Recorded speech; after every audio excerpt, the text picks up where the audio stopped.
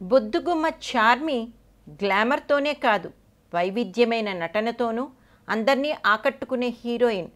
తనకు నచ్చిన పాత్రల్ని చేస్తూనే ఐటెం సాంగ్స్ను చేస్తోంది. వచ్చిన కొత్తల్లో హిట్స్ లేకున్నా తన అందంతో, అభినయంతో నిలదొక్కుంది ఈ తార. ఆమె ఇండస్ట్రీలోకి ఎలా వచ్చిందో ఆమె మాటల్లోనే విందాం. చాలామందికి తెలియని విషయం ఒకటి ఉంది. 13 ఏళ్లప్పుడు నేను మా అన్నతో కలిసి గురుద్వారా నుంచి ఇంటికి వెళ్తుంటే నన్ను ఒక అతను చూసి, ఒక రిక్వైర్మెంట్ ఉంది, నటించేందుకు వస్తారా అని అడిగారు. ఒకసారి అమ్మ దగ్గరికి వెళ్ళి అతను అంతగా అడుగుతున్నాడు, షూటింగ్ వద్దకు వెళ్ళి చూసొస్తానమ్మా అన్నాను. ఆమె నాన్నను ఒప్పించింది. అన్నయ్యని తీసుకుని షూటింగ్ జరుగుతున్న మెహబూబా స్టూడియోకి వెళ్తే అక్కడ 5,000 మంది అమ్మాయిలు వచ్చారు. అది మే ప్రేమ్కి దీవానీ షూటింగ్. నేను వచ్చింది జూనియర్ ఆర్టిస్ట్ వేషం కోసం అన్నమాట. నాకు 200 రూపాయలు పేమెంట్ ఇచ్చారు. కరీనా కపూర్, హృతిక్ రోషన్, అభిషేక్ బచ్చన్లా వచ్చారు అక్కడికి. హృతిక్ని చూడగానే ఆహా అనుకున్నాను. నేను అతని వీరాభిమానిని. నన్ను అభిషేక్ బచ్చన్ వెనకాల కూర్చోపెట్టారు. నన్ను అద్దంలో చూసిన ఆయన, she looks so beautiful, you can recover heroine అన్నాడు అక్కడే ఉన్న మరొకరితో. ఒక్క నిమిషం నాకు మతిపోయింది. What is happening my life అనుకున్నాను. ఇప్పుడు కూడా యూట్యూబ్లోకి వెళ్ళి కొడితే అభిషేక్ బచ్చన్ వెనకాల స్కిన్ కలర్ టాప్లో పెద్ద పెద్ద కనుబొమ్మలతో కనిపిస్తాను నేను. ఆ రోజు ఐబ్రోస్ కూడా షేప్ చేసుకోలేదు. ఆ రోజు 200 పారితోషికం తీసుకున్నాను. భోజనం తినాలంటే డబ్బు ఖర్చు అవుతుందని 3 రూపాయలు పెట్టి వడాపావు కొనుక్కుని తిన్నాం.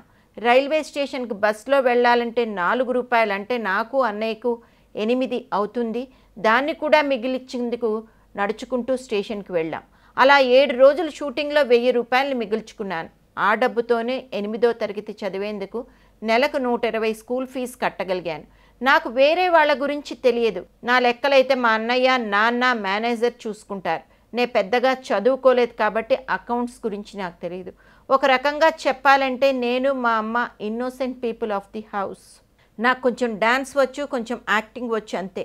Accounts and money is not my cup of tea. 16 ఏళ్ల వయసుకి ఏమర్థం అవుతుంది? వాళ్ళు ఇచ్చిన దుస్తులు వేసుకోవడం, షూటింగ్లో నటించడం, ఇదే నా పని. నిజం చెప్పాలంటే నాకు పర్సనల్ సెల్ ఫోన్ కూడా ఉండేది కాదు. నాకు ఎవరైనా ఫోన్ చేయాలంటే నాన్న సెల్ చేసేవారు. ఈమెయిల్స్ కూడా అన్నయ్య మేనేజ్ చేసేవాడు. ఎవరైనా ఇండస్ట్రీలో డేంజరస్ అంటే నాకు కోపం వస్తుంది. ఎందుకంటే నేను ఇదే రంగంలో ఉన్నాను కనుక. సినిమా ఫీల్డ్ గురించి కొందరు బూతు ధ్వనించేలా మాట్లాడుతూ ఉంటారు. అది తప్పు. మన ఫిలిం ఇండస్ట్రీలో రేపులు చేయడం లేదుగా. బయట ఎన్ని రేపులు జరుగుతున్నాయో చూస్తున్నాం కదా. I'm very sensitive. ఇందులో ప్లస్ ఏంటంటే ఆ సెన్సిటివ్నెస్ను బయటకు కనిపించనీయకపోవడం.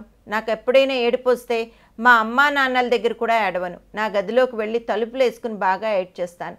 నన్ను ఎక్కువగా బాధ పెట్టేవి ఫిజికల్ పెయిన్, ఎమోషనల్ పెయిన్. అలాంటి నన్ను డ్రగ్స్ కేసులో నిందితురాలుగా చిత్రీకరించారు. పూరి సార్ ఎంతోమందికి లైఫ్ ఇచ్చారు. He is great. సార్ ఎప్పుడు మమ్మల్ని ఈ దిశగా వెళ్ళమని చెప్పలేదు. I'm feeling so bad. దీనికి సంబంధించి ఎవరి దగ్గర ఎటువంటి ఆధారాలు లేవన్నారు. ఒకవేళ సిట్ దగ్గర ఆధారాలుంటే కోర్టుకు సమర్పించాలని చార్మి సూచించారు. సిట్ విచారణ పద్ధతి ప్రకారం జరగడం లేదని, దర్యాప్తు సరిగ్గా సాగడం లేదని ఆరోపించారు. డ్రగ్స్ కేసులో చార్మి కోర్టుకు ఎక్కడాన్ని సమర్థిస్తారా అంటున్నారు ఇండస్ట్రీ వర్గం వాళ్ళు.